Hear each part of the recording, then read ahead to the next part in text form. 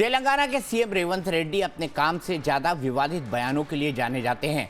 कभी डीएनए का सवाल उठाते हैं, कभी कांग्रेस को मुस्लिम बताते हैं, कभी हिंदू धर्म को निशाना बनाते हैं, तो कभी हिंदू देवी देवताओं का अपमान करते हैं। इस बार भी रेवंत रेड्डी हिंदुओं की आस्था का मजाक उड़ाकर सबके निशाने पर आ गए हैं। मौका था हैदराबाद में तेलंगाना प्रदेश कांग्रेस कमेटी की कार्यकारिणी की बैठक का, और इस बैठक के दौरान रेवंत रेड्डी ने हिंदुओं के देवी देवताओं को लेकर ऐसा अपमानजनक बयान दे दिया जिससे खुद उनकी पार्टी कांग्रेस भी हैरान है। तेलंगाना के सीएम ने कहा कि जिस तरह हिंदू धर्म में लोग अलग अलग देवी देवताओं की पूजा करते हैं, उसी तरह कांग्रेस भी अलग अलग मानसिकता वाले लोगों को अपने साथ जोड़ता है। यहाँ तक तो ठीक था, लेकिन इसके बाद रेवंत रेड्डी की जुबान बेलगाम होती चली गई। रेड्डी ने कहा कि हिंदू धर्म में कितने सारे भगवान हैं, 3 करोड़, इतने सारे क्यों हैं। इसके बाद उन्होंने एक एक करके भगवान के नाम गिनाने शुरू किए। बोले कुंवारों के लिए एक अलग भगवान है हनुमान जी, जो लोग 2 बार शादी करते हैं उनके लिए अलग भगवान है, और शराब पीने वालों के लिए अलग भगवान है, ये लम्मा पोचम्मा मौसम्मा। यहाँ तक कि मुर्गा खाने वाले लोगों के अलग भगवान हैं और दाल चावल खाने वाले लोगों के अलग भगवान हैं। रेवंत रेड्डी को जो मन में आया बोलते गए, बिना ये सोचे कि इसका नतीजा क्या होगा, या शायद उन्हें पता था कि इस पर कैसा बवाल मचने वाला है। హిందువులలో ఎన్ని దేవతలు ఉండ్రు, ఎంతమంది దేవుళ్ళు? 3 కోట్లు ఉండ్రా? ఎందుకున్నాయి? పెళ్లి చేసుకోవడానికి హనుమంతుడు ఉన్నాడు, 2 పెళ్లిళ్ళు చేసుకునేటోనికి ఇంకొక ఆయన దేవుడు ఉన్నాడు, మందు తాగేటోళ్ళకి ఓ దేవుడు ఉన్నాడు, ఎల్లమ్మ పోచమ్మ మైసమ్మ, కళ్ళు కొయ్యాలి కోడి కొయ్యాలి అనేటోళ్ళకు ఉండ్రు, పప్పన్నం తినేటోళ్ళకు కూడా దేవుడు ఉండు. అవునా? అన్ని రకాల దేవుళ్ళు ఉన్నారు। जाहिर है, जब बयान इतना ओछा हो, इतना अपमानजनक हो, तो रिएक्शन तो होगा ही। रेवंत रेड्डी ने मौका दिया और विरोधी उन पर टूट पड़े। हैदराबाद से लेकर दिल्ली तक बीजेपी ने रेवंत रेड्डी के खिलाफ मोर्चा खोल दिया। बयान से नाराज लोग सड़कों पर उतर आए। रेवंत रेड्डी का पुतला फूंककर उनका विरोध किया गया। कोई कह रहा है रेवंत रेड्डी को माफी मांगनी होगी, तो कोई उनसे इस्तीफा मांग रहा है। मुख्यमंत्री श्री रेवंत रेड्डी ने जिस प्रकार से हिंदू देवी देवताओं के बारे में अपमानजनक, अवांछनीय कमेंट किए हैं, उसे किसी भी कीमत पर बर्दाश्त नहीं किया जा सकता। और एक तरफ ये वही मुख्यमंत्री हैं जिन्होंने अभी जुबली हिल के चुनाव में ओपनली बोला था कांग्रेस मतलब मुसलमान, मुसलमान मतलब कांग्रेस। आपको पूरा तहे दिल से मुस्लिम समाज के साथ जाइए, कोई समस्या नहीं है, मगर हिंदू धर्म के देवी देवताओं को गाली देंगे तो यह बर्दाश्त करने योग्य नहीं है।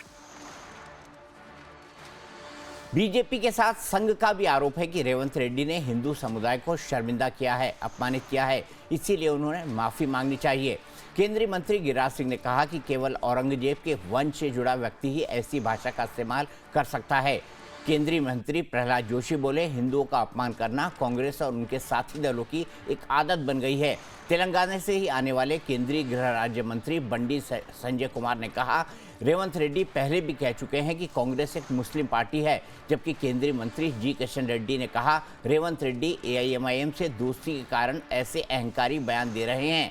बीजेपी का कहना है कि हिंदू विरोध करना ही कांग्रेस की फितरत है और ये कोई सहयोग नहीं बल्कि एक सोचा समझा प्रयोग है। उधर तेलंगाना में BRS ने भी रेवंत रेड्डी पर निशाना साधते हुए कहा कि हिंदू देवी देवताओं का मजाक उड़ाना आजकल फैशन बन गया है।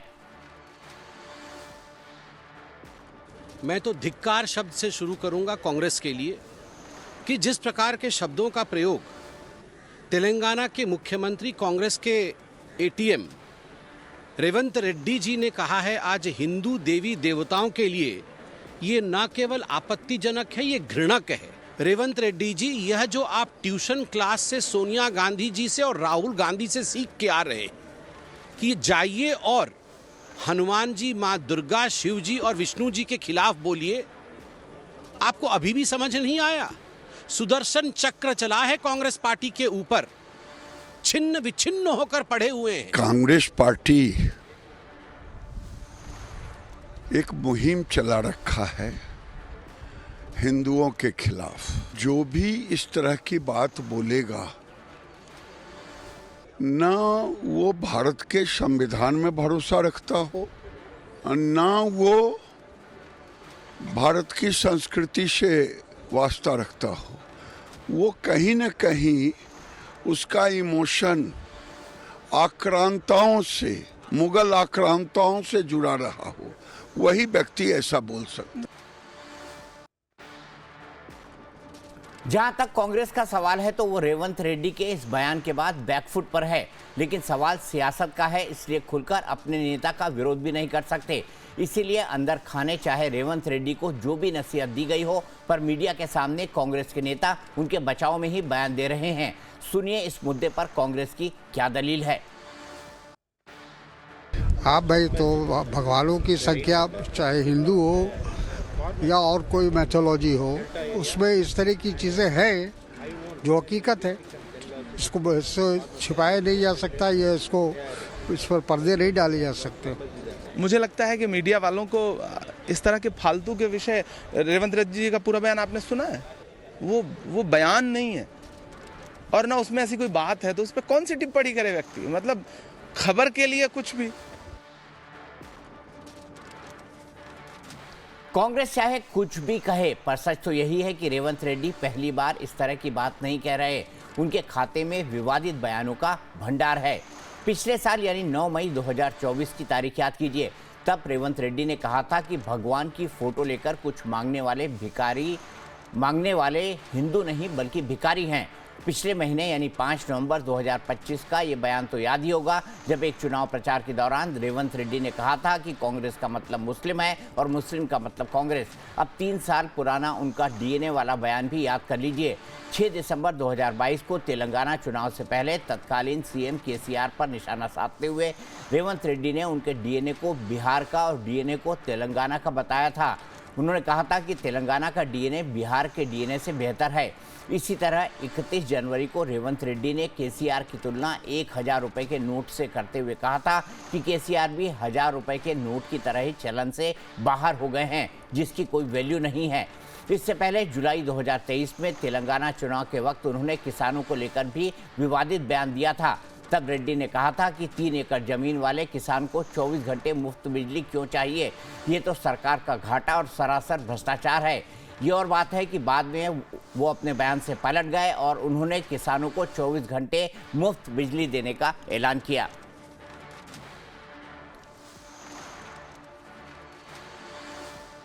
इसी पर बात करने के लिए मेरे साथ 2 खास मेहमान जुड़ गए हैं। मेरे साथ भारतीय जनता पार्टी के प्रवक्ता अनंत अमित हैं और मेरे साथ कांग्रेस के प्रवक्ता राहुल यादव हैं। राहुल जी, क्यों ऐसे अनाप शनाप बयान, क्या एक मुख्यमंत्री को शोभा देता है?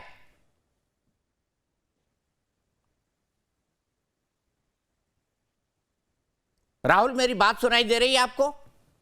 देखिए, जहां तक तेलंगाना के सीएम रेवंत रेड्डी की बात आप कर रहे हैं, उनके बयान को संदर्भ से काटकर पेश किया गया है। कहां संदर्भ से काटा गया भाई? भगवानों की बात कर रहे हैं वो। देखिए, आप मेरी बात होने दीजिए।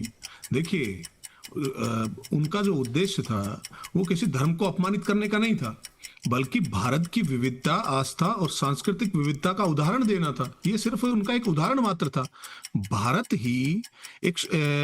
एक ही सोच पर नहीं है, वो बहुलता पर चलता है। यही संविधान की आत्मा है और कांग्रेस इस संविधान की इस आत्मा का संविधान करती है, सम्मान करती है। जिस तरीके से आज भी जो ज्वलंत मुद्दे हैं भारत के, उन ज्वलंत मुद्दों से इतर जाकर भारतीय जनता पार्टी जिस तरीके की राजनीति करना चाह रही है, जो असल मुद्दे हैं उनसे ध्यान भटकाना चाह रही है। आज जो पार्लियामेंट का विंटर सेशन है, सबसे छोटा विंटर सेशन जो रखा गया है मात्र 15 दिन का, और 15 दिन में 13 बिल ये लोग पास करने के फिराक में हैं, जिसमें से 10 बिल जो है स्टैंडिंग कमेटी के पास तक भी नहीं गए। आज हिंदुस्तान में आज लोकतंत्र को जानबूझकर कमजोर किया जा रहा है। गजब बात है। आपके नेता बयान दे, आप लोकतंत्र कमजोर करने की बात कर रहे हैं। राहुल जी रुक जाइए, मैंने दोनों के 60-60 सेकंड रखे हैं। अनंत अमित जी, आप जवाब दीजिए। उन्होंने तो उदाहरण दिया भगवान के बारे में ऐसी बातें करके। उदाहरण के लिए उन्होंने बोला क्योंकि वो देश की सामाजिक विविधता दिखाना चाहते थे। देखिए दीपक जी, आज जिस तरीके से रेवंत रेड्डी जी का जो बयान आया है, ये हिंदुस्तान के 100 करोड़ सनातनियों के दिल पे आघात है।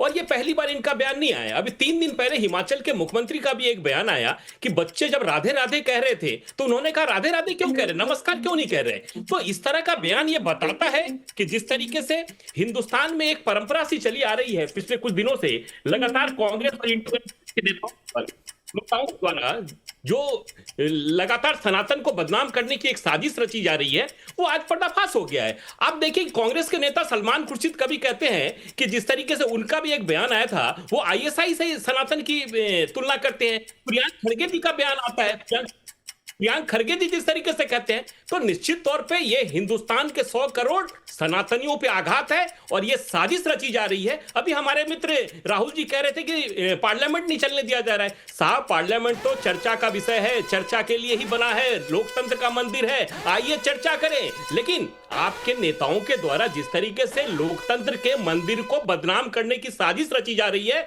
आपके युवा राहुल गांधी जी देश में जाकर कहते हैं कि हिंदुस्तान का लोकतंत्र खतरे में है, आइए और हिंदुस्तान में आइए और हिंदुस्तान का लोकतंत्र किस तरीके से खतरे में हो देखिए। तो आपके नेता विदेश में जाके हिंदुस्तान के लोकतंत्र की बुराई करते हैं और लोकतंत्र खतरे में बताते हैं, और यहां आप लोकतंत्र की बात करते हैं। ये बिल्कुल शोभा नहीं देता। आप देखिए, आप किसी भी धर्म को मानिए, सबको अपने अपने तरीके से अपने धर्म को मानने की आजादी है, लेकिन आपको ये आजादी किसने दे दी कि आप किसी धर्म के लोगों को गाली देंगे? आप हमारे देवी देवताओं को गाली दे रहे हैं। रेवंत रेड्डी ने जो कहा वो प्रथम दृष्टया सनातन का अपमान नहीं है। एक देवता कुंवारे लोगों के लिए, एक देवता शराब पीने वालों के लिए, एक देवता मांसाहारी मुर्गा खाने वालों के लिए। ये क्या है? ये विविधता दिखाना है।